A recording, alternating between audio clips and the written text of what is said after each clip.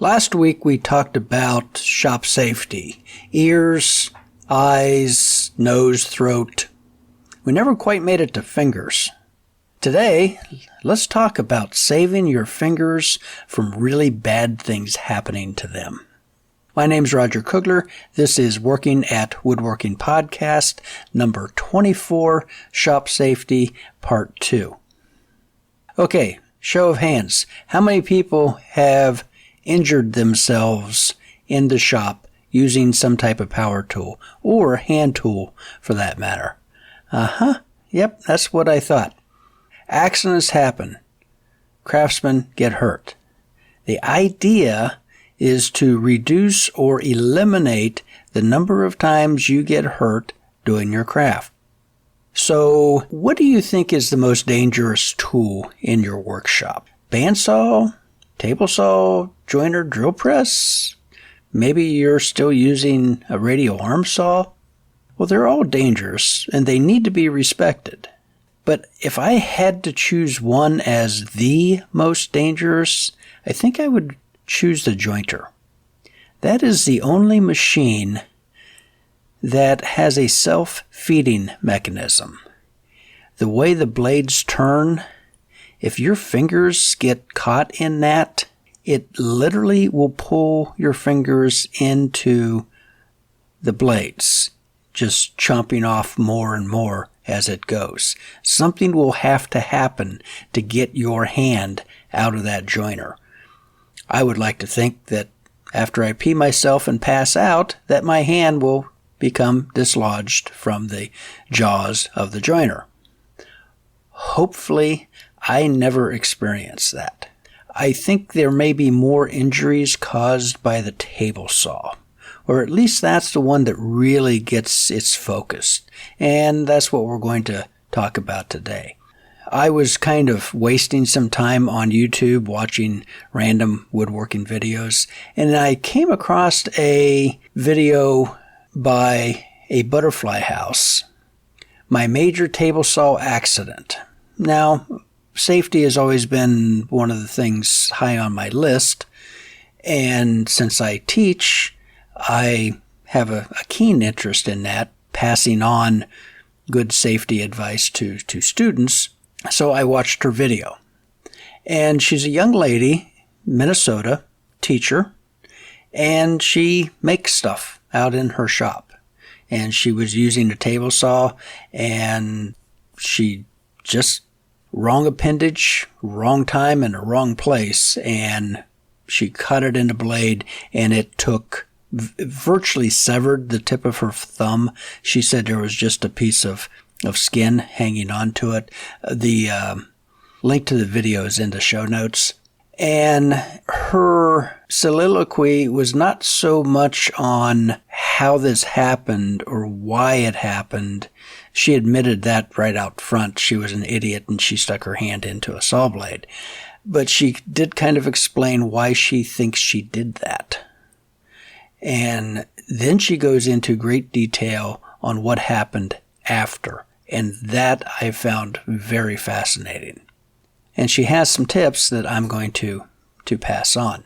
One of the things that she found out in her ordeal was not every doctor at every emergency room is equipped to reattach your thumb. And she goes into detail, and she referred to an organization called the American Society for Surgery of the Hand. The link is in the show notes. And as woodworkers, we should spend a few minutes cruising that website. There is a Find a Hand Surgeon link on it that you can enter your zip code, and you can see the doctors in your area that are qualified to, reattach your finger. Maybe nice to know. Hopefully you'll never have to use it. So today I want to jump into talking about accidents. So today I want to jump into talking about how accidents happen, how we can stop accidents, and what to do if an accident happens. And we'll talk about a couple other areas in the shop that safety concerns that we need to be aware of. So, how accidents happen. I think there's two things that occur. Number one, we do something stupid. Number two, we're not paying attention. So doing something stupid, we've all been there, whether you admit it or not.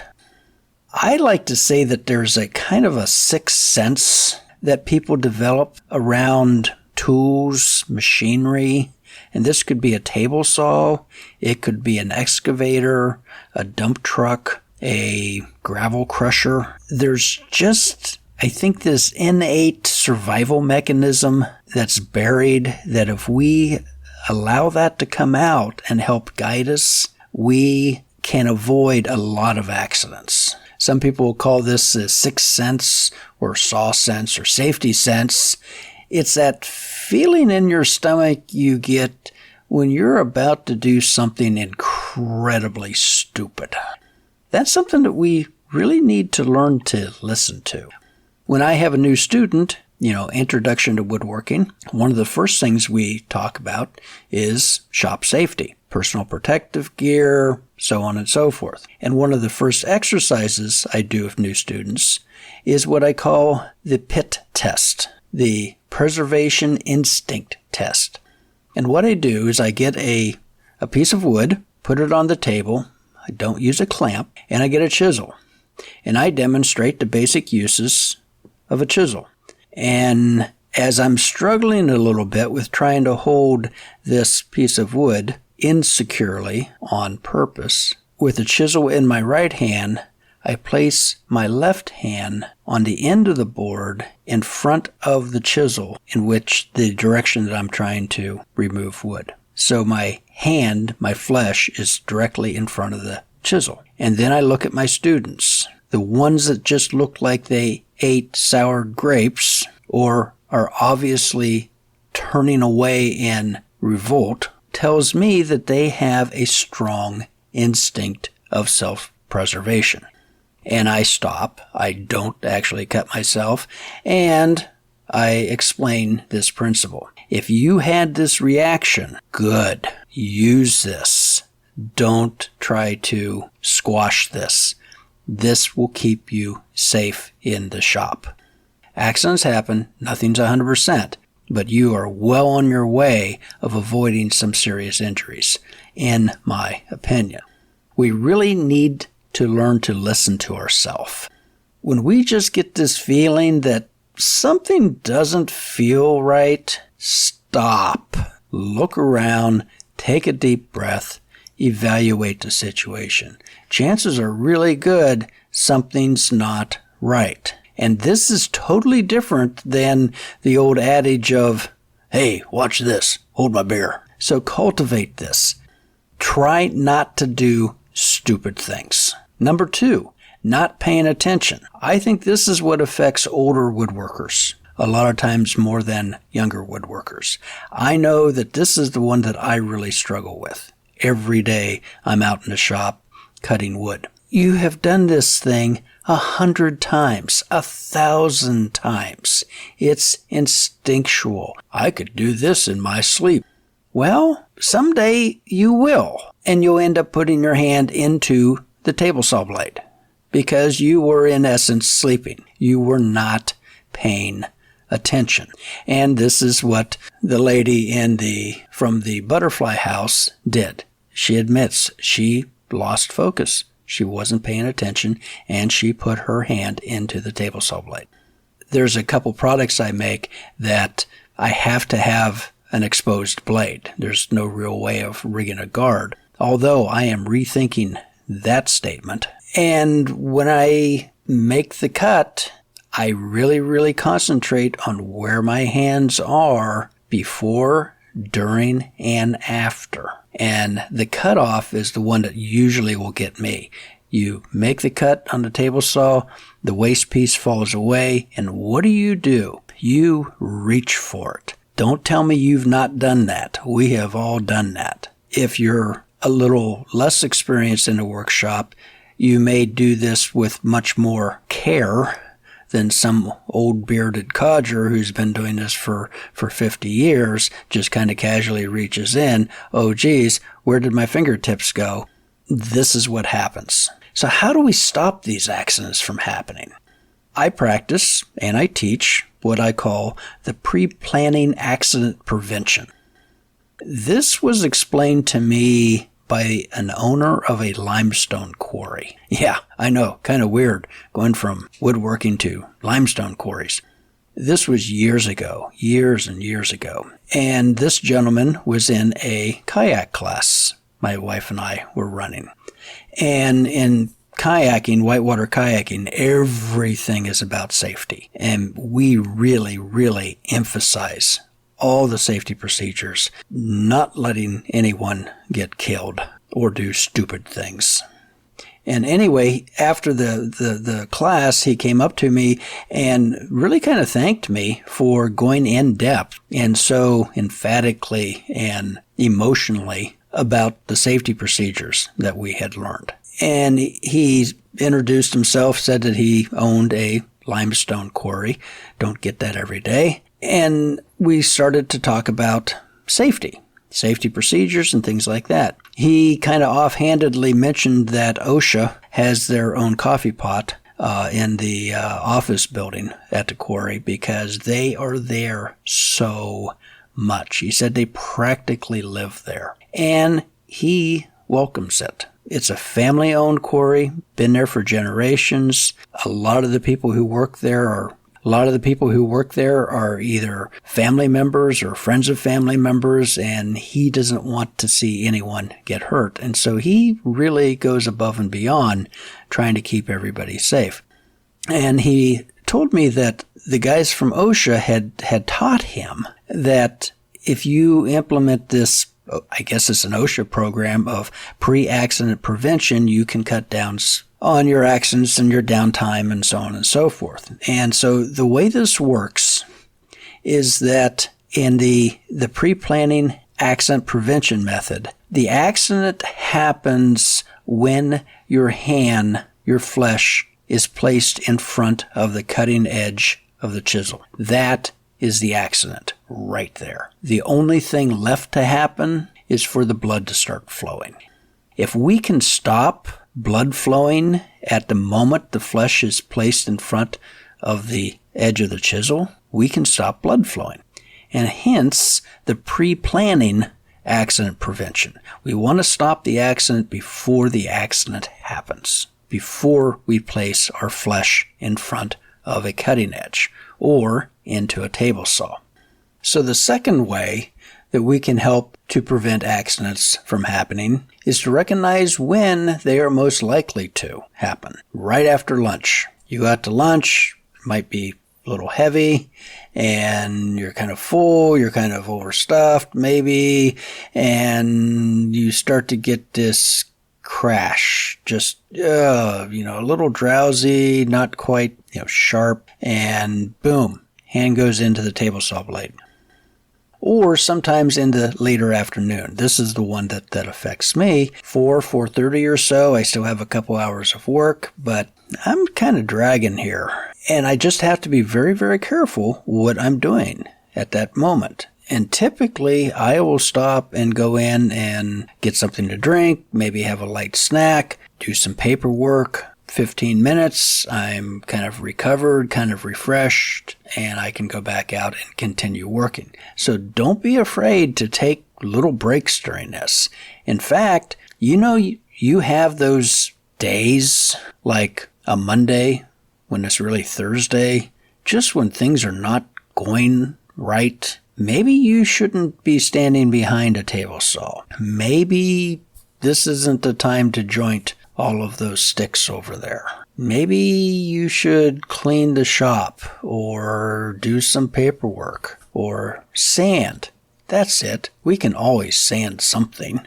So just kind of listen to your body, listen to your brain, and just exercise a lot of caution.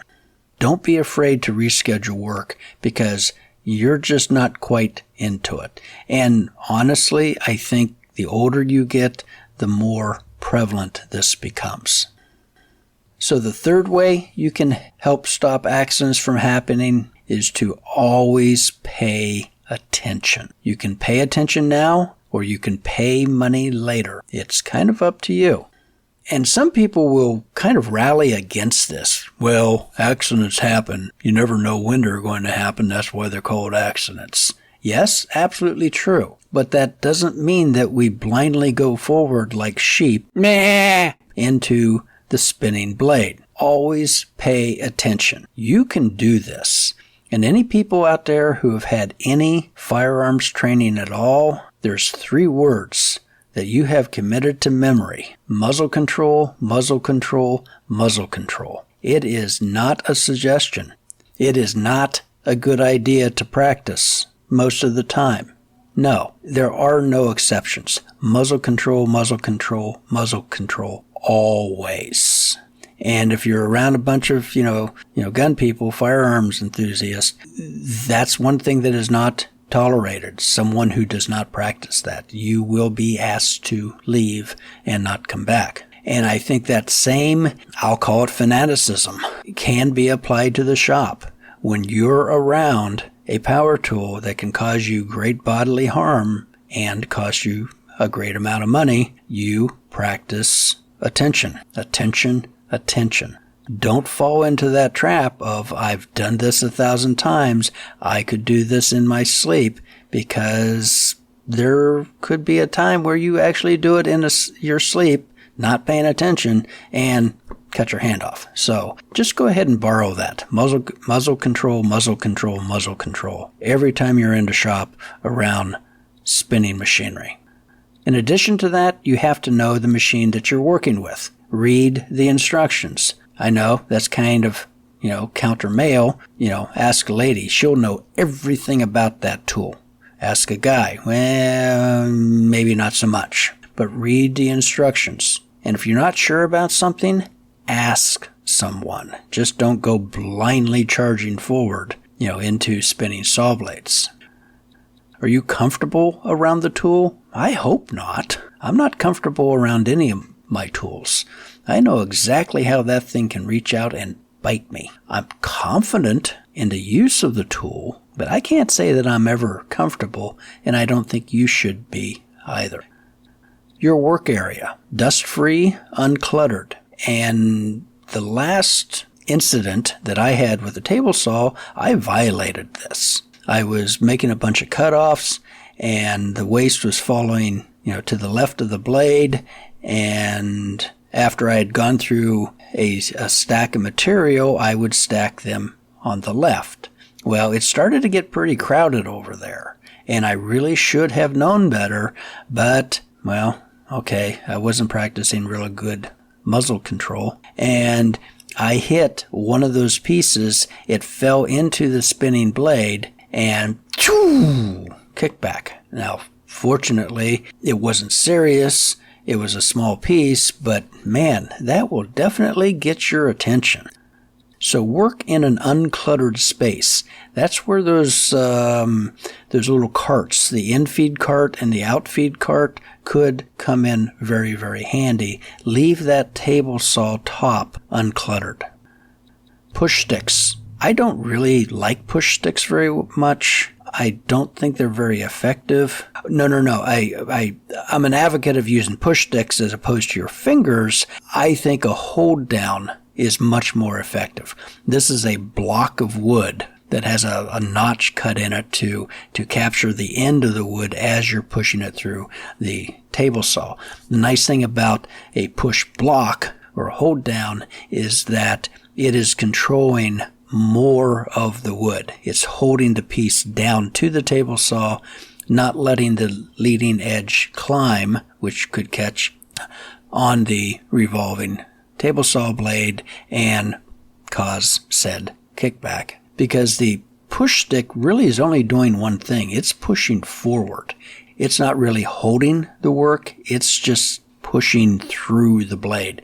And to me, that's incredibly unsettling. So I like a good beefy, hold down, something that has some height to it so that your hand is not near that spinning blade. Guards. Of course you should use guards. Okay, show of hands. How many people are using your table saw guards? Yeah, that's what I thought. I know what you're saying. Well, I'm not dumb enough to stick my hand into a spinning blade. Yeah? Are you smart enough to keep your hand from being pulled into a spinning blade? When I was in high school, many moons ago, I took a tractor safety operators course. This was something brand new that had come out that anyone under the age of, I think, 18 had to have a tractor safety operating course if you were going to drive a tractor. And I signed up for the course. It was taught in the high school by the FFA teacher, and it was absolutely wonderful. One of the most impressive things I learned, he had a broomstick. It was about 2, maybe 3 feet long. And on the end of the stick, he had a piece of wire that was, again, maybe 2, 3 feet long. Part of the safety lecture was how not to lose an arm in a farming accident. This stuff happens. Any of you folks out there who grew up on a farm knows that this stuff happens. And the demonstration was that you are out picking corn. Now, this is back in the day of the single row corn pickers, and it clogs up. Of course it clogs up. They always clogged up. And instead of shutting the tractor down, shutting the machinery down, you leave everything running, get off the tractor, and go over and grab a corn stalk and start pulling. Here was his demonstration. He held on to the corn stalk, the broom handle, by the piece of wire, and there was a loop in the wire so that he had a very good grip on this. And then he held that out to a student. He said, "Go ahead, grab this corn stalk," the broom handle. And he says, "You're trying to get this out of the corn picker, and so you're pulling on it." And the kid would start pulling on the broom handle, and literally in the blink of an eye, he pulled that broomstick towards him, moving it about 2 feet, and with his other hand reached up and grabbed the guy's hand, and then his other hand grabbed his arm and right up to the shoulder in the blink of an eye. I mean, I would say it was under a second. And what he was demonstrating is what happens to we humans that have a really tight grip on something, and then that something starts to pull us into danger. We have this reflex to hold on, to grip even tighter. And so as soon as that corn stalk starts to come free and get sucked into the corn picker, we instinctively grip even tighter and allow our hand and our arm to be pulled into the corn picker. Now think about this. You're pushing a piece of wood through the table saw. You're holding on to that piece of wood. Something happens. The back edge of the wood starts to ride up on the upspinning portion of the saw blade. The saw blade catches that block of wood and starts to rotate it and fire it back at us. What's our hand doing? Our hand is still holding on to the block of wood. Instinctively, we haven't let go of it. And our hand gets dragged into the spinning blade. That's the point. Sometimes we can't prevent putting our hand into a spinning table saw blade. So what I was taught in shop class by the shop teacher, and considering the shop teacher and the FFA teacher were good buddies, he taught us the practice of restraint. Now we had, I believe they were Delta table saws, cabinet saws, great big monsters, really, really nice. And they had a fence that was about an inch and a half wide by maybe 3 inches tall. And anytime that we were pushing a piece of wood through, and we were not using a push stick, we didn't use the hold down blocks back then, and we were not using a push stick, that we had to straddle 1 or 2 fingers over that fence so that we were really pushing the block through with our thumb and our index finger. If that block of wood started to rotate into the blade and that thing takes off, our fingers over the fence would restrain our hand from being pulled in with that block. And I've always practiced that. And it's a very reassuring feeling when you do that. If I'm running a small piece of wood through the joiner, I do the exact same thing. I get my fingers kind of wrapped over the table saw or the joiner fence so that if something were to happen, my hand would be restrained from following the piece of wood. Whether it's a kickback, it gets sucked into the joiner knives, it gets kicked out, whatever. My hand can't go anyplace because the fingers are wrapped around the joiner. And I found that very, very comforting, very reassuring, and it increases my confidence level whenever I'm working around a piece of machinery in that method.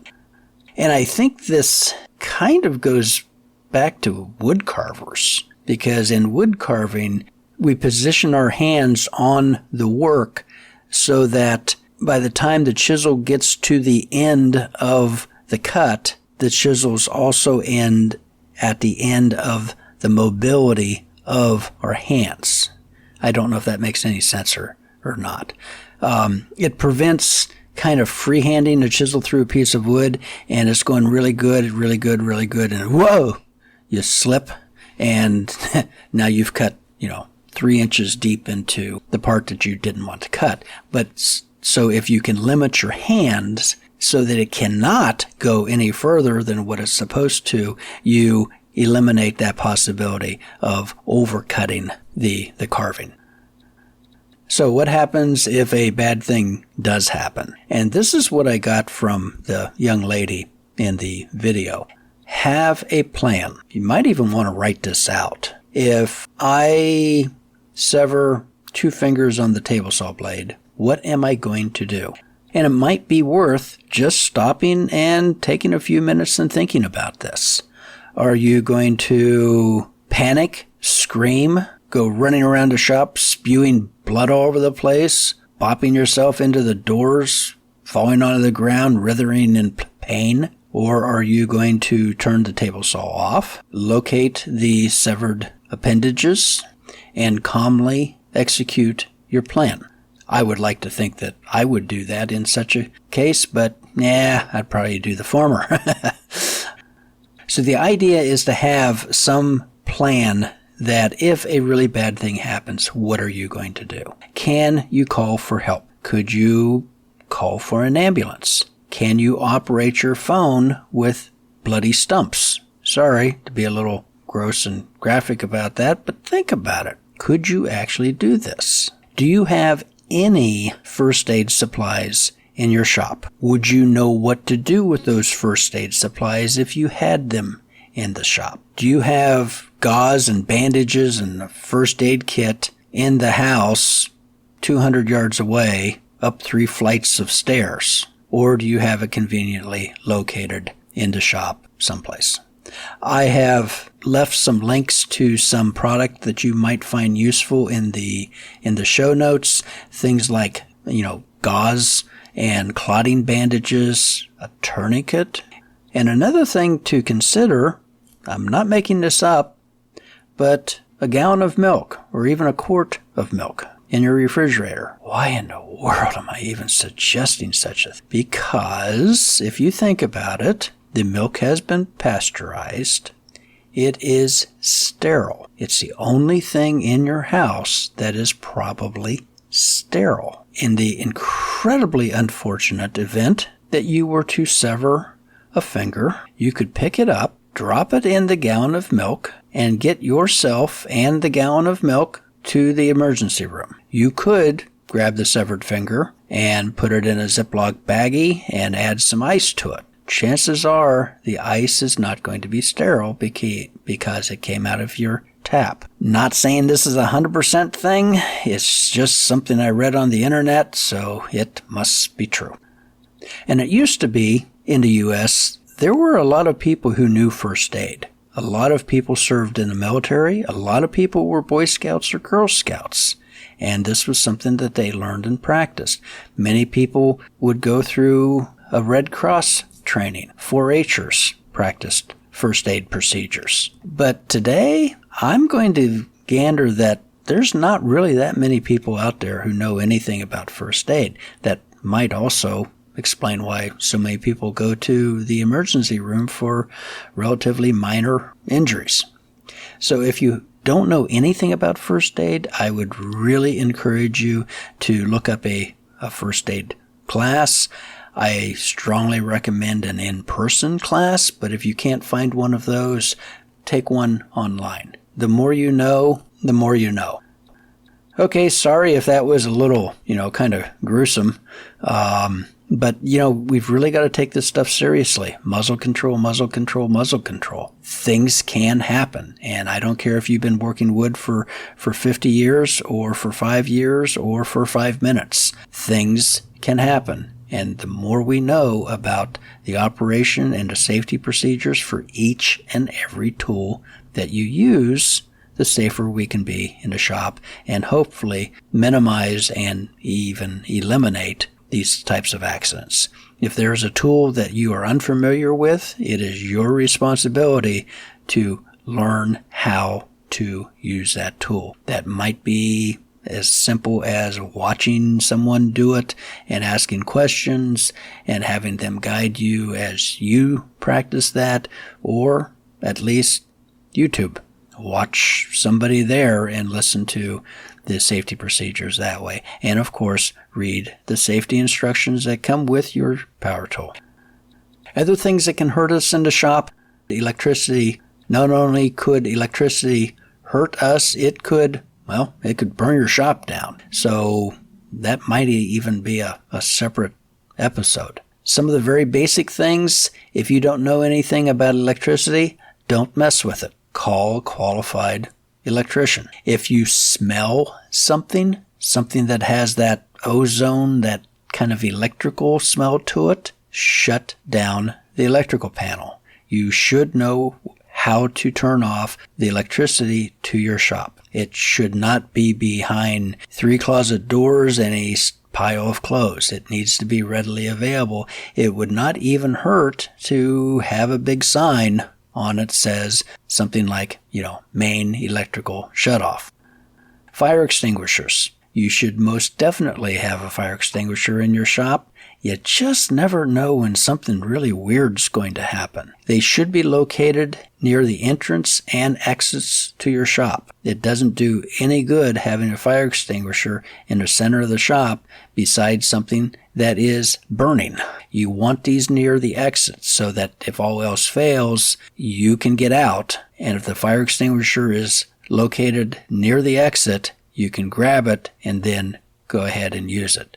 Don't keep that buried in the center of the shop. Flammable liquid storage. If you're using finishing product, paint thinners, mineral spirits, paints that have VOC, they technically really should be in some type of a flammable storage locker. You can buy these.